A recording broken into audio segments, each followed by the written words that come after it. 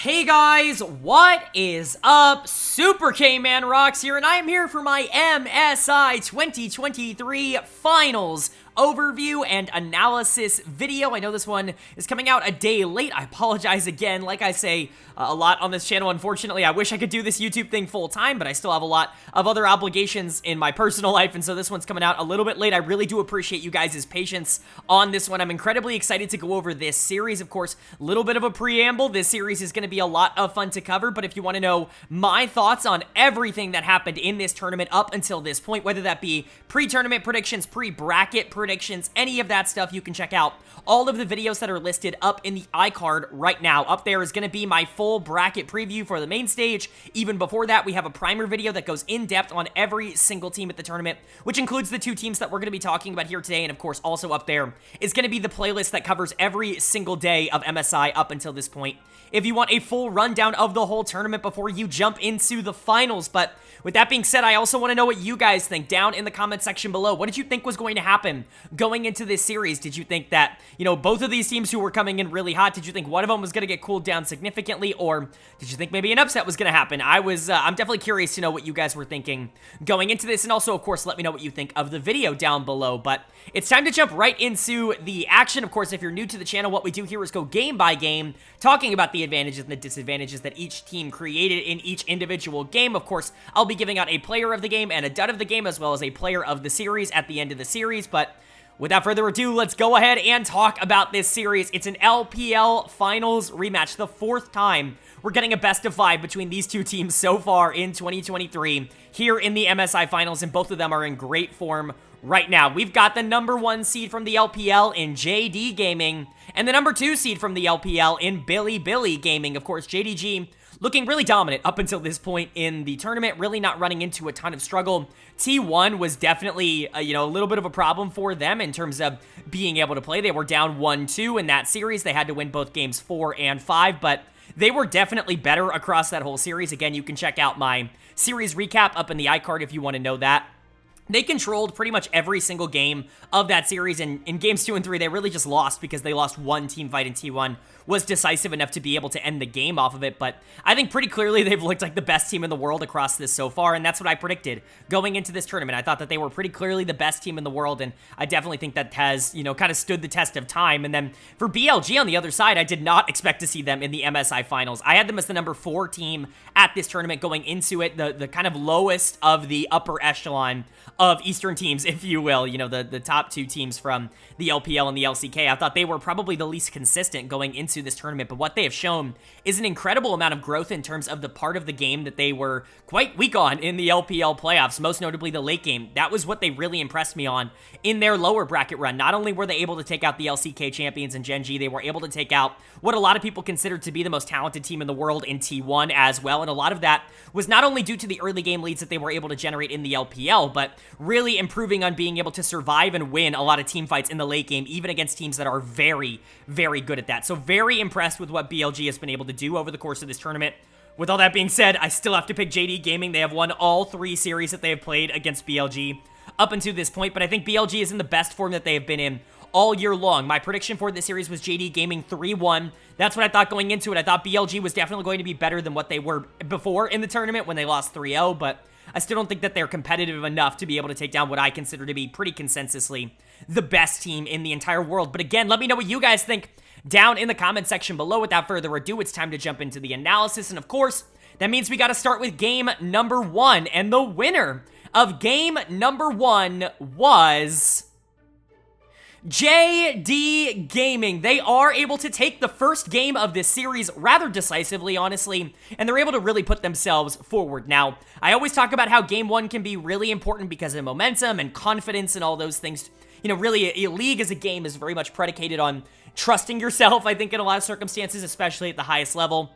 And teams that lose early can sometimes get into a pattern of not being able to trust themselves in the same kind of way. I don't necessarily fear that for either of these two teams, but it is nice for JD Gaming to say, like, hey, we've beaten you 3 times already this year. This one's going to be no different. Here's game number 1, and they definitely did that here. They honestly just outplayed and outskilled Bilibili in game number 1. It wasn't particularly close, and honestly, I really liked what we saw out of JDG. It's just every single player on this team stepping up and proving that they really are one of the most elite teams in the entire world. And they can also pull out Nautilus Jungle because why not? It's ridiculously funny.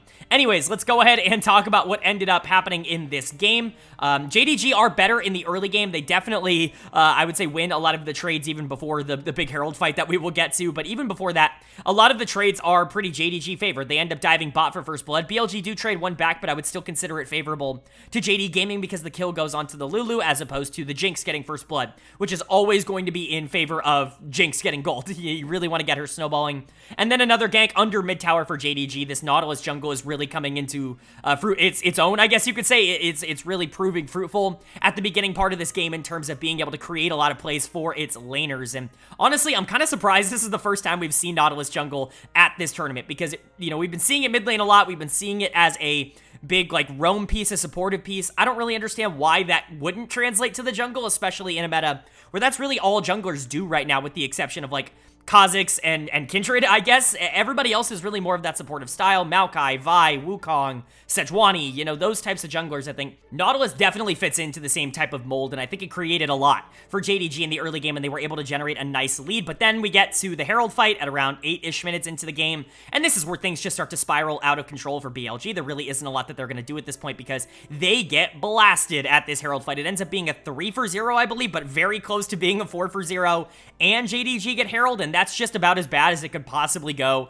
if you're BLG in the early game. Not only were you already losing, but now you're already down 4k gold at 8 minutes. This looks completely doomed against one of the most talented, if not the most talented team in the entire world. And this is what JD Gaming did super well in the LPL, was be able to take a small advantage and just end the game off of it essentially right then and there. I talk about this a lot on the channel, but JDG leads all teams in every major region for games won in under 22 minutes. And it's because when you give them an advantage, they usually are just not going to give it away. They're going to end the game as quickly as possible. And, spoiler alert, they did very similar in this one. They continued to pressure in the mid game. They really tried to stop BLG from being able to play. We saw Jax in the side lane a lot of the mid game trying to generate farm, trying to split push, trying to create a part of the map that at least JDG has to respond to. But the problem is that you can send 2 to stop the Jax from how far behind he was, and you're going to be able to do that relatively efficiently. Bin did not have a particularly good game in terms of impact. Not that it was entirely his fault, but just, worth pointing out that it wasn't particularly strong, and JDG just continued to pressure. Even if they did overextend a little bit when they ended up using that Herald bot, it didn't really ever get punished to the point where it was a problem.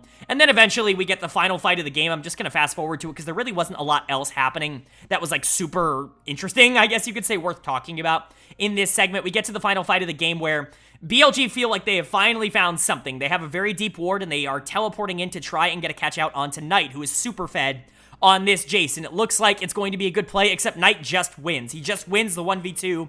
He ends up getting out alive and getting a kill. The rest of JDG kind of collapse onto it, with the rest of BLG getting absolutely obliterated. JDG can just run it down mid at that point and end the game at 25 minutes. It's impressive stuff coming out from JDG, and it's really exactly what we wanted to see in game number 1 from them. My player of the game is going to go to Knight in the mid lane. The dude was sensational on Jace. We've seen a lot of Jace across the year, especially in the LPL in the mid lane. Players like Fofo obviously come to mind, who played it a ridiculous amount over the course of the split, but that doesn't mean Knight isn't also incredibly good at this. This is a league and a region that has really prioritized Jace mid over the course of this year so far, and that is definitely coming into effect in the finals here. Knight is finally showing that I wasn't stupid for calling him the best player in the world last year. I think I was just a little bit too early. His perception, I guess you could say, has finally caught up to his play, and I think that this is exactly the kind of tournament that he needed to really establish himself as one of the greatest in League of Legends history, and that's really what this game number 1 has kind of moved him into the place of. This was dominant. I mean, he is going up against a BLG team that just dominated T1 in terms of macro and, kept up with Gen G in terms of team fighting, and he's making them look like complete afterthoughts. That is how badly he is destroying them here. He's a ridiculously good player and, genuinely might be the single best player in the world right now. But it's funny because he's got a lot of competition on his own team. Kanavi might be the best player at this tournament up until this point. The dude has been ridiculously consistent, and he's now pulling out Nautilus jungle. He was the quote-unquote weak link in the LPL for JD Gaming, if only because he was kind of giving away a lot of resources in order to make everyone else feel a lot more comfortable. But man, at MSI, he has really become the ultimate facilitator. This is best jungle in the world types of performances all tournament long from Kanavi. 369 team fights unbelievably well on Gragas. which is so funny considering the copy pasta from back in the day. And then Ruler and Missing, when they're the most afterthought part of your team, that's how good it is right now. Not that they're an afterthought at this tournament, but just in game number 1 here, they were the least important, and that is crazy for how good JDG is. I mean, they're just so ridiculously talented. They can do so much, and that was definitely shown off in game 1. For BLG, I hate to say it, you look a little bit outclassed here in game number 1. Hopefully you can turn things around. You've really capitalized on momentum a lot over the course of this tournament, and obviously you deserve to be here. I'm not going to try and say anything else. I know a lot of T1 fans are like, oh, we should have been there. Well, if you wanted to be there, you should have beaten Bilibili. You shouldn't have lost, right? Like, it's pretty simple, but for BLG to be here and, you know, for JDG to be as dominant as they were in game number 1, it's got to be a little concerning. Bin's going to get my dud of the game in the top lane on the Jax. He just didn't accomplish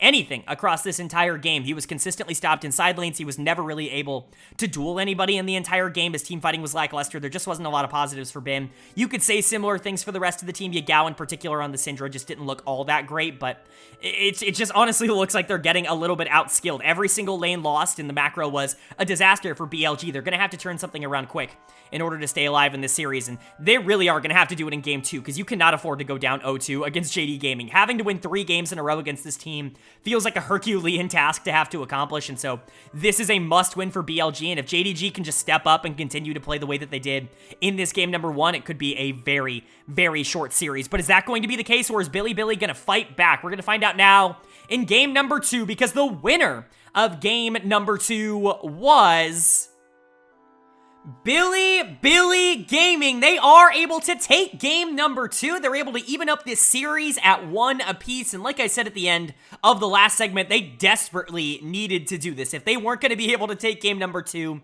it was going to look pretty dire for them. And you know what? I'm really proud of this team. Not only did they take a game off of what a lot of people consider to be the best team in the world, but they did it in pretty dominating fashion, and honestly, don't count them out of this series. They have beaten teams that they aren't supposed to beat all the way up to this. They've beaten Genji, they've beaten T1. JDG might just be next on that list. We may have been discounting BLG after that game 1, but after game 2, maybe we should rethink our approach, because this was a really, really good game from BLG. Basically, everything that they could do right in this game, they did. Now, a couple of things given over to the side of JDG that didn't necessarily need to be given over, but at the end of the day, they made every play that really mattered count. And that's all you can really ask for from a team in the MSI Finals. So let's go ahead and talk about how they ended up getting there. We do have a wild level 1. This is actually really cool from BLG. They know that JDG is probably going to go for the level 1 Scion Cheese in the bot lane, and they're right. Kanavi and 369 are absolutely prepping for that play, and so they just invade level 1 instead, and they decide to take the fight on their terms, and they do pretty well, and it ends up being a 1-for-1. I would say that they get the better end of it, because Elk ends up not only with a kill, but with red buff going into lane, which is going to be super effective for the Jinx to be able to, you know, trade hard early, especially into something like Xayah. I really liked that for Elk, and I thought it was super influential, but for the most part, it's not exactly dire for JD Gaming either. BLG just continue to play the same game, basically try to take trades, try to get situations where they can get gold onto their carries, even if it means sacrificing some gold onto the enemy as well, which, you know, is a strategy that they employed a lot over the course of the year. It's not particularly surprising to see them do it here, but especially, I don't want to say with an early game comp, but with something that's going into like Wukong and Annie, where the pick potential on the enemy team can kind of skyrocket if you get to the point in the game where it's relatively neutral. Trying to gain that gold advantage, I think, was a really good idea. They did have to trade, like I said, to accomplish a lot of it, but a lot of it is just them being better. The 3v3 in the bot lane at level 3, basically immediately after that level 1 trade, ends up going in favor of BLG, in my opinion, because you get another kill onto this Jinx, and all of a sudden you're actually sitting in a really good spot, and then you have been, you know, actually actively just trying to take Scion out of the game in the top lane on the Gwen, proxy farming him. He does get picked off for it, but there's really not a lot that Scion gains out of it. Yes, he gets assist gold, but his lane is still almost completely doomed from how Bin is playing this, and so overall, I would definitely say BLG is a slight winner in the early game, and mid-game, relatively boring, so I'm going to skip over into the late game here. Bin pretty consistently is getting caught out in side lanes, but you would think that would be a bad thing, and in most cases it would be, but BLG is playing this style where they're sending Bin to create pressure somewhere on the map so that the 4 of the members of the team that aren't Bin are able to group around an objective and try to have a numbers advantage. And honestly, for a lot of the mid game, it actually worked, especially in the later half.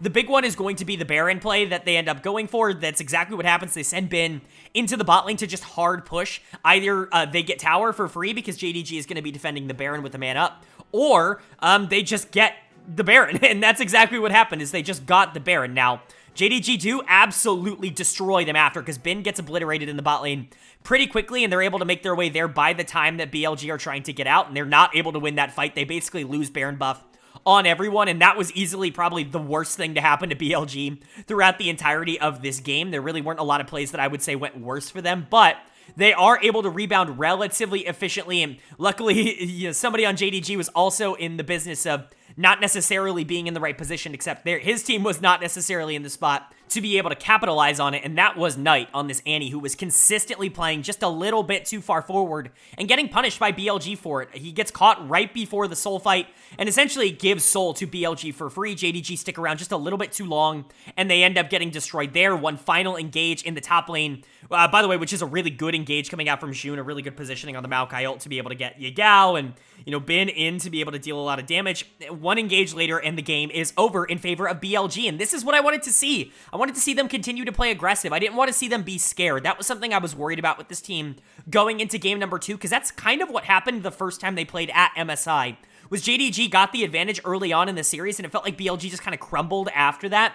That's not what happened here in game number 2. They continued to stay aggressive, and they played their style. They wanted to take trades in the early game. They knew that if they put themselves in a position in the mid game where they could, I don't want to say out macro the enemy team, but, you know, force JDG to make a decision that they weren't comfortable making, that they were actually going to be in a relatively good spot, and that is exactly what happened in this game. My player of the game, it's not going to go to Bin, who was good, but got cut out a little bit too much in side lanes. I know it was the plan, but it's hard to give player of the game for that, even if he was super important. It's not Jun, who had good engages and, you know, was great at objective control, getting Baron and Soul this game. It wasn't a Gal who makes Jace look ridiculously broken. It's going to go to On in the support position. He was fantastic on this Rakan, and really it's just kind of the overall package that you get with him nowadays. He's really ascended to being one of the best supports in the world, and I hate to ring my own bell on this, but I've been on the On train for about 2 years. Anybody who's followed the channel for a long time will know that. I thought he was fantastic last year for Weibo Gaming, and he didn't necessarily get the credit that he deserved on that team, and I'm really happy to see him get to play for Bilibili, get to play with a really good team around him, and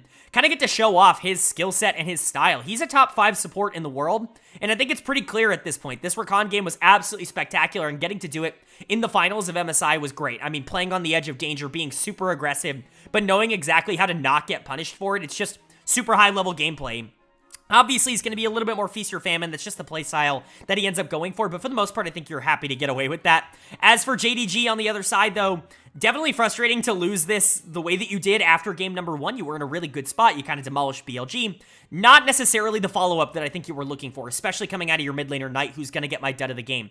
Not saying that he's going to be able to carry this the rest of the series, because, you know, you never really know what happens with the best players in the world, but I don't think he's going to have bad performances like this again. This felt like a little bit of an outlier. He was just trying too hard to carry the game in the back half when it felt like it was lost, and that's going to happen, especially on a champion like Annie that doesn't necessarily have a ton of range. If the enemy team can get on top of you, and if they have gap closers like Rakan, like Jace, like Maokai, it's going to be kind of difficult to play on the edge of danger. He was holding his flash for a lot of this game because he wanted to make offensive plays, but unfortunately, it just wasn't ever going to be the case. He got set too far behind.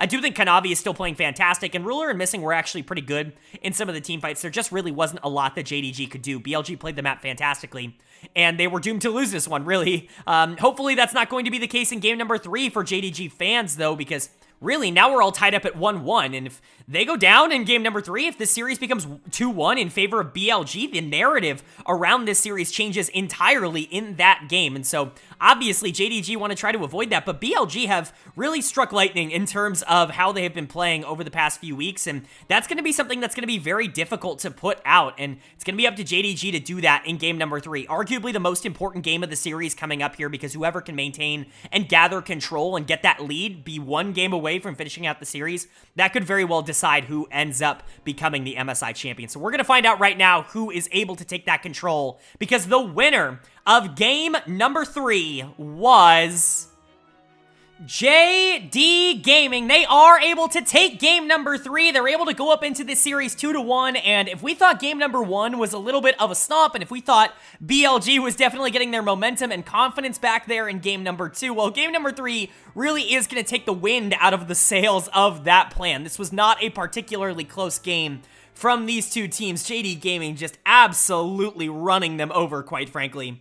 in this third game to take this series lead. We can point out individual players who played really well, and there definitely are a lot of those on the side of JD Gaming, but this really was just a team gap, them controlling the map super well, and this is what they have done. I've talked about this a lot on the channel, but this is what they have done all year long to get to this point, is dominate the games that they start with an advantage in, and this one was certainly no different. So let's go ahead and talk about the individual plays that led us to this outcome.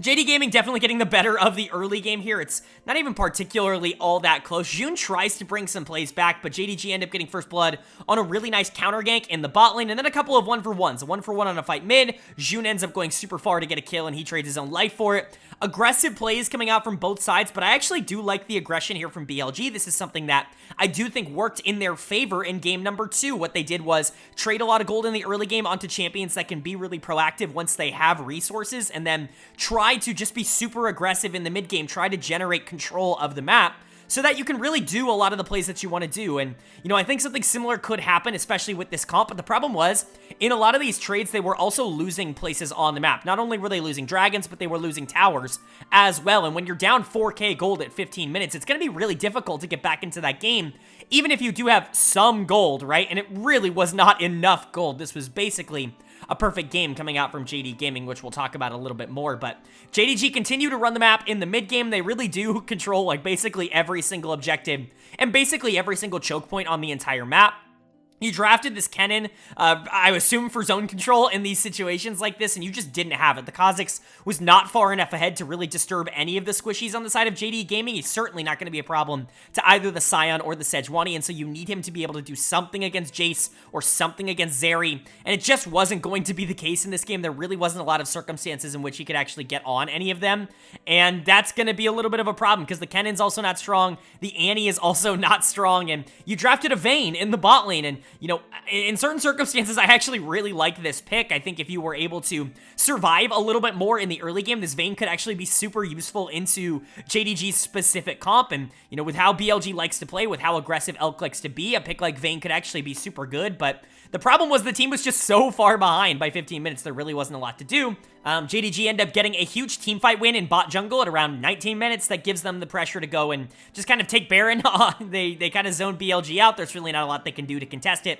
And so JDG just kind of gets Baron for free. They end up marching down a couple of lanes. They have Kanavi taking Dragon to try and get that third Dragon on his own, while 2 members push down mid and 2 members push down bot. That's the kind of control that they were exerting. It was like a 10k gold lead at this point, and BLG go for their last-ditch effort, which is a bin teleport flank onto the Kennen to try to get on top of Ruler. Unfortunately, he's got all of his sums up. That includes both Flash and Cleanse, and so the Kennen ult doesn't really matter. The Ruler gets out of it, he blows up the Kennen, they just march into the base, and they're able to end the fight and end the game pretty quickly in 23, 24 minutes, and it's just really impressive stuff. Again, when JDG wins, they look like the best team in the world, and it doesn't look particularly close. Nobody wins harder than they do, and that was showcased a lot, not only in Game 3 here, but also in Game 1. So far, this series has just been whoever wins the early game just kind of wins because they control the mid game, and that's what both of these teams really want to do, and so credit to JDG. Player of the game is again going to go to Knight. The dude is just exceptional. He's just really freaking good at Jace. This is the second Jace game of the series, and he's dominated both of them, and, you know, I'm not going to say that he's the best Jace in the world or whatever, right, but I mean, I've been on the Knight is, you know, a top 2 at worst mid laner in the world for quite a while, Train. I think I'm definitely still there. Him and Chovy are 1 and 2 for me, 1A, 1B if you really want to call them that. I had Knight at number 1 last year, and that definitely got a lot of criticism going into Worlds, but I'm really just happy to see him continue to play at a high level. I know Game 2 wasn't exactly perfect from him, but I think that was more of a storm of him just being a little bit too greedy in terms of what he was willing to give for the team, because he was holding on to Flash, he was holding on to Sums, and as Annie, he can't really afford to do that all the time, but when he gets a champion that he can really dominate the early game on, and when the team does play around him, there's just nobody else in the world that you would rather have in that spot, and I think that's being proven a lot at this tournament. He has been an absolute demolisher, arguably the best player at this tournament, and I definitely think it showed up so far in the finals. Kanavi continues to be really good, even on this Sejuani, not even on. He's been really good on Sejuani in the past, but people aren't pulling out this champion nearly as much as they were in spring, and I'm kind of surprised by that. I still think she's pretty good, but Kanavi was great this game. Ruler and Missing do their jobs well, and 369 was a big beefy boy, and you know, he did everything he needed to do. As for BLG on the other side, just not a lot of positives. You can basically give anybody on this team dud of the game, and I would kind of agree, maybe with the exception of Elk, who didn't really do anything wrong on the Vayne. He just got super far behind because the rest of the team kind of folded, and as Vayne, you're not going to be able to shred nearly as much as you need to when you're down 6k gold as a team, and so I feel kind of bad for him, but nobody else on this team played particularly well. I'm giving dud of the game to Bin because the Kennen was not good. None of the ults worked. Even the one where it looked like it would be good was just immediately cleansed, and it's like, okay, well, maybe Kennen sometimes isn't the best pick possible when you don't really have a lot of follow-up. I don't like the idea of picking Kha'Zix when you don't have some sort of active facilitator. I don't see a single setup in this entire team comp. I mean, you're hoping for either a flash ult from Annie or flash ult from Kennen, and neither of those are the consistent kind of setup that I want for Kha'Zix, because both of them kind of require you to either get a pick on one singular target, which isn't going to set you up for a ton more if you're using, you know, an ult and, you know, your big engage tool on it, or alternatively with like the Kennen ult, you're trying to get on multiple targets, which is going to invalidate Kha'Zix isolation. And so I don't really like this draft. I like the Vayne. The Vayne's not the problem for me. It's just everything else. But Bin gets it. I thought June was aggressive in the early game. He was doing everything he was supposed to do. Unfortunately, it just didn't end up working out. Yagao wasn't very good on the Annie. On wasn't very good on the Lulu. It's just one of those games, man, where you got outplayed. Hopefully you can bounce back here in game 4 because the tournament is now on the line. As we move in to the 4th game here, if JDG is able to take it, MSI is theirs, and they are going to be hoisting their first trophy as an organization internationally, which is massive for JDG. But BLG want to keep this series alive, and let me tell you, their backs have been up against the wall for basically the last week, and they've always come out on top. Are they going to be able to do the same here in this game number 4? Well, we're going to find out right now, because the winner of game number 4 was JD Gaming. They are able to take game number 4. They are able to take the final game in this series, and they are your 2023 mid-season invitational champions. Incredibly excited to see the number 1 seed from the LPL come to MSI and prove that this tournament belongs to the LPL, and it has for a very long time. JD Gaming continue to look like the best team in the world, and man, this was maybe the most dominant game of the entire series, and that really is saying something, because I really do think all 3 of JD Gaming's wins in this series were dominant. They were definitely the better team, and this one was just an absolute stomp from them. So I don't want to waste too much of you guys' time, because there's a lot of good to get into with these players, with this team, but congratulations to JD Gaming. How did they end up getting there in game number 4? Let's find out. As you can already see on the screen, only 1 kill goes over to the side of BLG, 1 dragon, which we'll talk about, but not really the game that you were probably looking for to end your tournament off if you were Bilibili, but we'll also talk about why they shouldn't be too disappointed with the outcome of MSI. But in this game, JDG really took control of the early game. They were definitely the better team. A lot of the games up until this point at this tournament haven't really had like a definitive early game lead from one team or the other. It really does feel like both teams are a little bit more posturing. I feel like a lot of teams realize the power of late game team fighting going into this tournament, and a lot of teams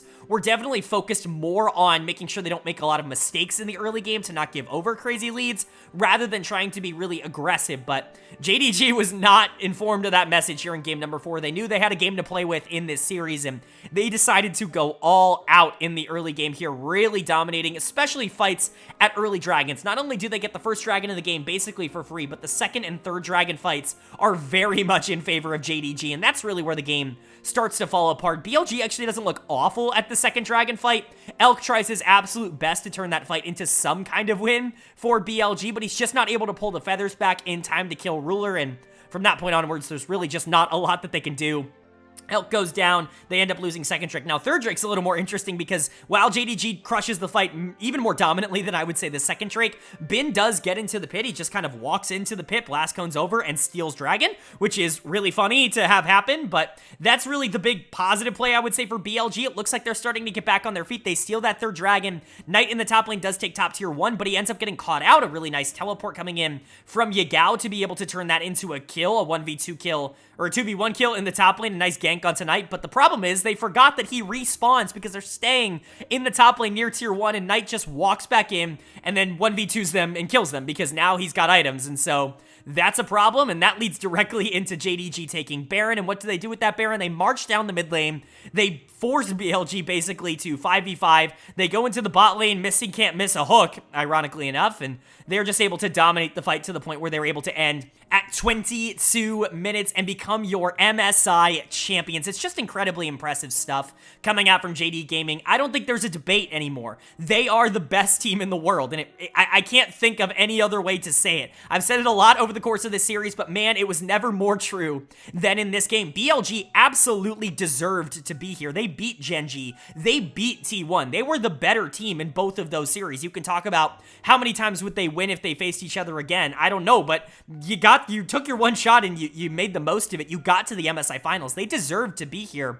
And JDG made them look like chumps outside of game number 2 in this series. And that's how good JD Gaming is. That's not to disparage what BLG is. That really is to prop up JDG. Knight gets player of the game. Knight gets player of the series. He is an easy choice for finals MVP. The 3 games of Jace were so ridiculously dominant. This man looked unstoppable, especially in game number 4 here, where, like I said, he's literally 1v2ing at points in the game on an early, quote-unquote early game champion. Obviously, you know, people who know Jace know that he's not that anymore, but it's kind of the rep that he gets, and man, he just plays him so aggro. He really takes control of laning phase. He really takes control of side lanes, and it just goes to show you that you give Knight teammates, you give him players that aren't going to underperform at international events like he's had in some past years, and he's going to win you the freaking tournament. If you just let him cook, if you let Knight cook, he will win you the tournament, and he absolutely did here. He was phenomenal across the entirety of MSI, and he's a well-deserved finals MVP.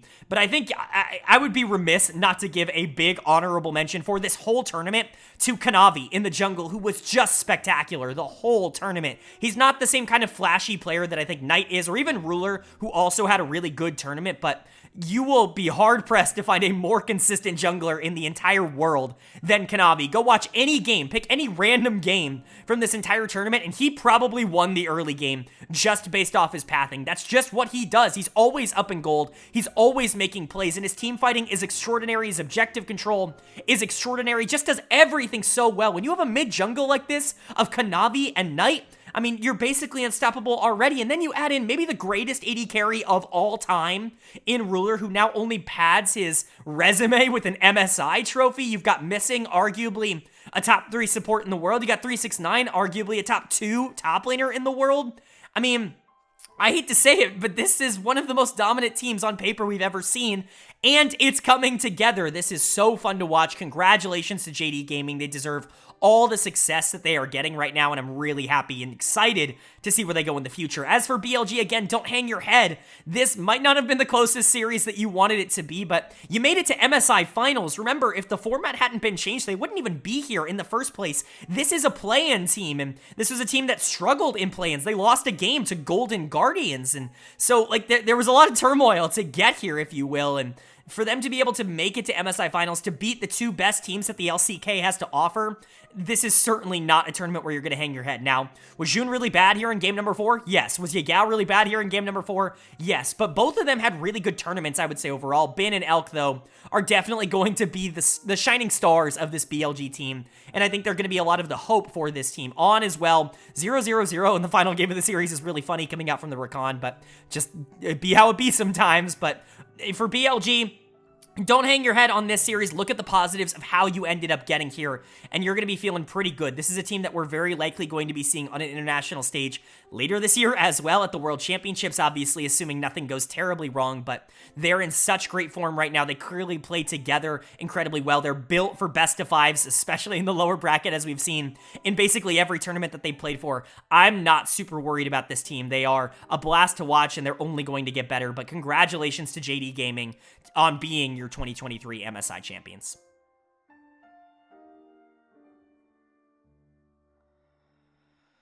All right, but that is going to do it for my MSI Finals overview and analysis, and that's going to wrap up my MSI coverage here in 2023. I really do hope you guys enjoyed. We covered every single game here at the tournament in depth and in detail. Again, you can check out all of those videos linked up in the iCard, but I just want to say thank you for all you guys who watched the videos, who liked, who commented, who enjoyed the content. It really does mean a lot to me. I love making this kind of content. Of course, if you did enjoy this video, hit that like button. It really does mean a lot to me. It lets me know you guys are enjoying it, and it helps get this video out to more people. And of course, hit that subscribe button if you are new. We don't only cover big international tournaments on this channel. With all the leagues starting up again, we cover all 4 of the major regions here on this channel weekly.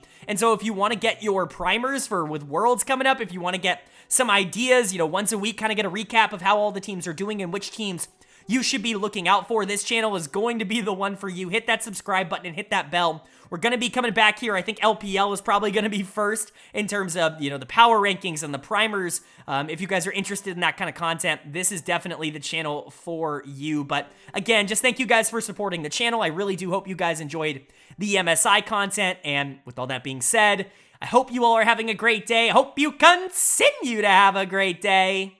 And I will see you all later.